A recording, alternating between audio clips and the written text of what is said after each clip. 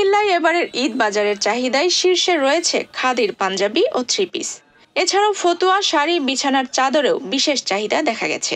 ঐতিহ্য আর আধুনিক ডিজাইনে ভোক্তাদের মন মাতাচ্ছে খাদির কাপড়।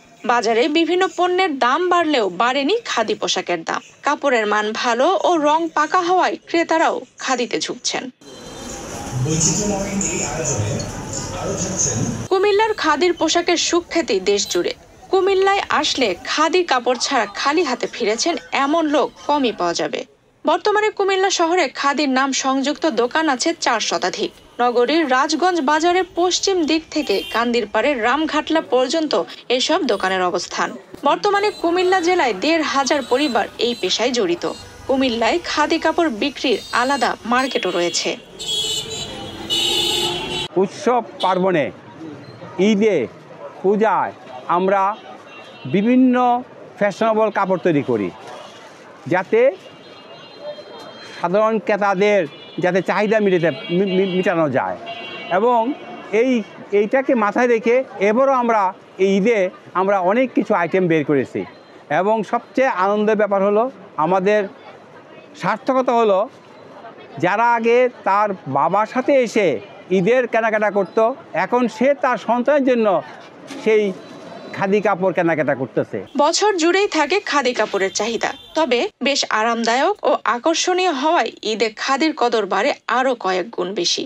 এবার ঈদে অন্যান্য পোশাকের দাম বাড়লেও দাম বাড়েনি খাদির। আমাদের কুমিল্লার মধ্যে বিখ্যাত খাদি ঘর, এটা খুবই পুরনো এবং আমরা এই গরমের সময় এটা খুবই আরামদায়ক একটা কাপড়। ওই যে ছোটবেলায় আব্বা নিয়ে আসছে এই দোকানে, তখন আব্বার সাথে এসে কাপড় কিনতাম। তারপরে মনে করেন পাঞ্জাবি, বিছনা চাদর এগুলো আব্বা কিনে দিত। আর এরপরে এখন আমি আসলাম, আমার বাচ্চার জন্য কাপড় কিনলাম। খাদি কাপড় ব্যবহারের জন্য মানে উপযোগী, শরীর স্বাস্থ্যের জন্য ঠিক আছে। এরপরে এটার কোয়ালিটিও ভালো, আর পরে যথেষ্ট কমফোর্টেবল বোধ করা যায়, এইসব ব্যাপার। আর এটা আমি বহু পুরনো থেকে 1987 থেকে আমি ব্যবহার করে আসতেছি খাদি। খাদির গোড়াপত্তন হয়েছে 100 বছরের বেশি সময় আগে। সারা বিশ্বেই কুমিল্লার শাড়ি ও খাদি কাপড়ের নাম ডাক ছিল। স্বদেশী আন্দোলনের সময় মহাত্মা গান্ধী বিদেশি পণ্য বয়কটের ডাক দেন। মোটা কাপড়, মোটা ভাত, সর্বত্র এমন আওয়াজ ওঠে।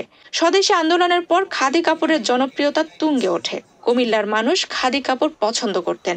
বড় বড় নেতারা খাদির পায়জামা, চাদর, পাঞ্জাবি পরে গৌরব বোধ করতেন। খাদি কুমিল্লাকে ব্র্যান্ডিং করে। গান্ধী নিজেও চরকা করেছেন। এখন আপনি চিন্তা করেন, এত বড় নেতা এই অবসর সময় ইয়ে করে কয়টা সুতো বের করবে, এবং একটা প্রয়োজন আছে কিনা, হ্যাঁ, যে এটা আমার সময়ের অপচয়, মানে তার তো এত কাজ তার পক্ষ থেকে। কিন্তু এটা আসলে প্রতীকী যে আমরা দরকার হলে আমরা চরকা দিয়েই আমাদেরটা আমরা মেটাবো, আমরা বাইরের থেকে আনবো। ওই অর্থে কিন্তু এই খাদিটার একটা ইতিহাস আছে, ঐতিহ্য আছে, এবং এটা একটা অর্থনৈতিক ভ্যালু ছিল। কারণ এটাকে কেন্দ্র করে কিন্তু কুমিল্লা যে খাদি ব্যবসা, এটার সঙ্গে খাদি শ্রমিক, খাদি ব্যবসায়ী, খাদি ব্যবহারকারী একটা সমন্বয় হচ্ছিল তো। এবং সেই কারণে কুমিল্লা খাদি সব জায়গায় তো আর খাদি তৈরি করতে পারে নাই, হ্যাঁ, তারা এখান থেকে সেগুলো নেওয়ার চেষ্টা করলো। ফলে এটা আমাদের একটা ইতিহাসের একটা অংশ। কিন্তু খাদি দিন দিন বাড়ছে কুমিল্লার খাদি কাপড়ের কদর। একসময় সংগ্রামী মানুষ আর গরিবের পোশাক হিসেবে পরিচিত ছিল এই খাদি। দেশের চাহিদা মিটিয়ে কুমিল্লার খাদি এখন শৈল্পিকতার ছোঁয়ায় দেশ বিদেশে সমাদৃত।